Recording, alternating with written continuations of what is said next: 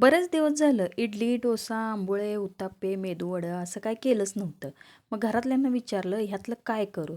तर एक जण म्हणलं इडली करायची, एक जण म्हणलं डोसा, एक जण म्हणलं मेदूवडा, तर एक जण म्हणलं आप्पे. त्यांना म्हणलं नाश्त्याला एकाच दिवशी एवढं सगळं काय होत नाही म्हणलं. एक दिवशी एकाच्या आवडीचं, त्याच्यानंतर दुसरा, मग तिसरा अशाचा नंबर लागणार म्हणलं.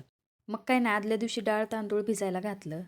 रात्री हे वाटून घेतलं आणि सकाळी इडल्या करायला सुरुवात केली. एक-एक करत सगळ्या इडल्या वाफवून घेतल्या. इडल्या पण एवढ्या मऊसूत आणि गुबगुबीत झालेल्या, घरातल्यांना पण लय आवडल्या ह्या इडल्या. एकीकडे इडल्या वाफवत ठेवल्या आणि दुसरीकडं खोबऱ्याची चटणी करून घेतली आणि लगोलग सांबार पण करून घेतलं. सगळ्यांना हा नाश्ता दिला. सगळ्यांनी आवडीनं खाल्लाही आणि नंतर मी पण हा नाश्ता करायला घेतला. या तुम्ही पण नाश्ता करायला. नाश्ता करता करता एक जण म्हणला, "आता मेदूवडं कधी करणार?" म्हणलं, "आता नंबर मेदूवड्याचा."